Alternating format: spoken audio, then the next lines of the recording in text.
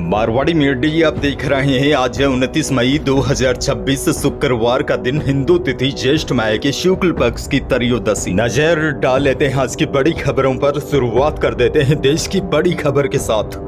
बड़ी खबर, देशवासियों को महंगाई का एक और बड़ा झटका लग सकता है, क्योंकि आने वाले दिनों में रोजमर्रा के इस्तेमाल वाली जरूरी कंज्यूमर प्रोडक्ट्स महंगे हो सकते हैं। सिस्टमेटिक्स रिसर्च की रिपोर्ट के मुताबिक कच्चे माल की बढ़ती कीमतों के कारण कंपनियां लगातार महंगाई के दबाव में है, जिससे वे अपने प्रोडक्ट्स के दाम बढ़ा सकती है। और देखिए, पहले ही अलग अलग कैटेगरी की कंपनियों ने पिछले 1 से 2 महीनों में ही अपने प्रोडक्ट्स की कीमतों में औसतन 3% से 7% तक की बढ़ोतरी कर दी है। और अब आने वाले दिनों में रोजमर्रा के इस्तेमाल होने वाली जरूरी चीजें और अधिक महंगी हो सकती है। इसकी मुख्य वजह यह है कि कंपनियों की रॉ मटेरियल बास्केट की लागत में औसतन करीब 10% तक की बढ़ोतरी हुई है। आगे बढ़ेंगे। कल देश भर में एक और बड़ी खबर की चर्चा रही। कर्नाटक के मुख्यमंत्री सिद्धरामैया द्वारा इस्तीफे की घोषणा कर दी गई। वैसे आपको बता दूं, इस्तीफे की घोषणा के पीछे मुख्य कारण कांग्रेस आलाकमान का फैसला है, क्योंकि कांग्रेस हाईकमान ने पहले ही यह तय किया था कि 5 साल के कार्यकाल की शुरुआत में सिद्धरामैया मुख्यमंत्री रहेंगे और बाद के समय में किसी और को मौका मिलेगा। अब वहां उप मुख्यमंत्री डीके शिवकुमार को अगला मुख्यमंत्री बनाए जाने की तैयारी है। बहरहाल आगे बढ़ जाते हैं। राजस्थान से बहुत बड़ी खबर। राजस्थान में बाल श्रम, बाल बधुआ मजदूरी और बाल तस्करी के खिलाफ राजस्थान पुलिस 1 से 30 जून तक विशेष अभियान चलाएगी।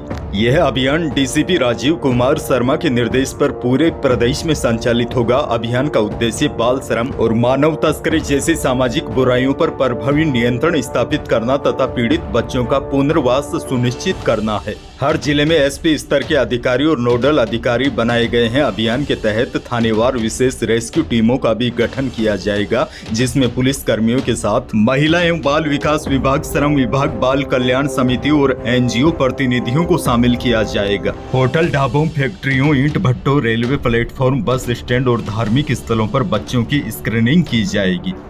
आगे बढ़ेंगे। एक और बड़ी खबर, राजस्थान रोडवेज जल्द ही ई बसों का संचालन शुरू करेगा। 300 ई बसों का वर्क ऑर्डर दिया गया है। वित्त विभाग से अनुमति मिलते ही ऑर्डर दे दिए गए हैं। वैसे आपको बता दूं, बीते कई वर्षों से ई बस संचालन के प्रयास किए जा रहे हैं, लेकिन सभी प्रयास अभी तक असफल रहे। लेकिन अब पेट्रोल डीजल की बढ़ती कीमतों के बीच प्रदेश में एक बार फिर 300 नई इलेक्ट्रिक बसें उतारने की तैयारी सरकार ने की है। अधिकारियों के मुताबिक इन 300 इलेक्ट्रिक बसों का संचालन जयपुर सहित प्रदेश के 16 प्रमुख शहरों में किया जाएगा। इनमें अजमेर, कोटा, जोधपुर, उदयपुर, बीकानेर, अलवर, भरतपुर शहर शामिल है। ई बसों के संचालन से यात्रियों को आरामदायक, सुरक्षित और प्रदूषण मुक्त सफर का अनुभव मिलेगा। बसों में वातानुकूलित आधुनिक सीटें, जीपीएस आधारित सिस्टम, सीसीटीवी कैमरे, डिजिटल सूचना प्रणाली सिस्टम भी मौजूद रहेगा। अगली बड़ी खबर की ओर बढ़ जाते हैं। बड़ी और काम की खबर देखिए, राशन कार्ड सिर्फ सस्ती दरों पर अनाज पाने का जरिया ही नहीं है, बल्कि यह आम इंसान के लिए एक बेहद ही मजबूत और जरूरी सरकारी पहचान पत्र भी है। शादी के बाद हर परिवार में सबसे पहला और महत्वपूर्ण बदलाव यह होता है कि नई नवेली दुल्हन का नाम उसके मायके से राशन कार्ड से हटाकर ससुराल के राशन कार्ड में जोड़ना पड़ता है। कई लोग इस कानूनी और आधिकारिक प्रक्रिया को बहुत ही पेचीदा समझ लेते हैं और आरसी दफ्तर या दलालों के चक्कर काटने लगते हैं, मगर अब डिजिटल इंडिया के तहत खाद्य एवं रसद विभाग ने इस पूरी प्रक्रिया को ऑनलाइन और काफी सरल बना दिया है। यह काम ई मित्र पर भी आप करवा सकते हैं। सबसे पहले पत्नी के मायके वाले राज्य के खाद्य पोर्टल पर जाकर उनके पुराने राशन कार्ड से नाम हटाने के लिए ऑनलाइन आवेदन करना होगा। आवेदन मंजूर होने के बाद विभाग से नाम कटने का एक आधिकारिक प्रमाण पत्र या रसीद मिलेगी, जो सबसे महत्वपूर्ण दस्तावेज होता है। आपको बता दूं, नाम हटाने के लिए शादी का कार्ड या मैरिज सर्टिफिकेट वेबसाइट पर अपलोड करना होता है। ऑनलाइन फॉर्म सबमिट होने के बाद खाद्य निरीक्षक आपके दस्तावेजों और पते का भौतिक सत्यापन करते हैं और आपका काम फाइनल हो जाता है। अगर आप ऑनलाइन प्रक्रिया नहीं करवा पा रहे हैं तो आप अपने नजदीकी जन सेवा केंद्र या राशन डीलर के पास जाकर भी यह फॉर्म मुफ्त में जमा करवा सकते हैं। वेरिफिकेशन सफल होने के 15 से 30 दिनों के अंदर नया नाम जुड़ जाता है और आप पोर्टल से ही नया डिजिटल राशन कार्ड भी डाउनलोड कर सकते हैं। किसानों के लिए बड़ी खबर। प्रधानमंत्री फसल बीमा योजना के तहत अब किसानों को और उनके परिवारों को बड़ी राहत मिलने जा रही है। राज्य सरकार ने फसल बीमा दावों की प्रक्रिया को सरल बनाते हुए दिवंगत कृषकों के लंबित क्लेम का त्वरित निस्तारण करने के निर्देश दिए हैं। इससे हजारों किसानों को बड़ा फायदा होगा। दरअसल किसी किसान की मृत्यु होने पर उनके वारिसों को बीमा राशि प्राप्त करने के लिए उत्तराधिकारी प्रमाण पत्र लाना अनिवार्य था। यह प्रक्रिया काफी जटिल और समय लेती थी। कई मामलों में क्लेम राशि कम होने के कारण किसान परिवार कानूनी प्रक्रिया में रुचि नहीं लेते थे। इसीलिए अब सरकार ने इस प्रक्रिया को सरल बनाते हुए बीमा कंपनियों को स्पष्ट निर्देश जारी किए हैं कि 50 रुपए के स्टैम्प पेपर के आधार पर किसान को क्लेम देना होगा। बीमा कंपनियों को 30 दिन के भीतर मृत किसानों के परिवारों को क्लेम राशि का निस्तारण करने के निर्देश दिया है। आगे बढ़ेंगे। एक और बहुत बड़ी खबर। अजमेर के बोरोड़ा थाना क्षेत्र के अराई रोड पर गुरुवार सुबह दिल दहला देने वाली घटना सामने आई। स्कॉर्पियो में 4 लोग जिंदा जल गए। पहले तो लगा कोई हादसा हुआ है, लेकिन पुलिस ने कुछ ही देर बाद पूरे मामले का खुलासा कर दिया। पूर्व सरपंच की पहली पत्नी, बेटी और नाबालिग बेटे ने खेत में काम आने वाले औजार से 4 की हत्या की थी। एसपी हर्षवर्धन अग्रवाल ने बताया, पुलिस पूछताछ में सामने आया है पूर्व सरपंच राम सिंह दूसरी शादी करने के बाद पहली पत्नी और बच्चों को प्रताड़ित कर रहा था। यानी कि अभी तक पुलिस से जांच और मीडिया रिपोर्ट्स के अनुसार मामला परिवार के अंदर लंबे समय से चल रहे तनाव से जुड़ा है। राम सिंह चौधरी की 2 शादियों को लेकर परिवार में विवाद बताया जा रहा है। पहली पत्नी और बच्चों का दूसरी पत्नी के साथ संबंध अच्छे नहीं थे। घर में अक्सर झगड़े और तनाव की बातें सामने आ रही है। संपत्ति, परिवार में अधिकार और आपसी नाराजगी भी वजह मानी जा रही है। इस पूरे हत्याकांड का मास्टरमाइंड पूर्व सरपंच का नाबालिग बेटा ही था, जिसने अपनी मां और बहन के साथ मिलकर इस वारदात को अंजाम दिया। आरोपी नाबालिग बेटा अपने पिता द्वारा अपनी सगी मां को प्रताड़ित किए जाने से लंबे समय से दुखी और गुस्से में था।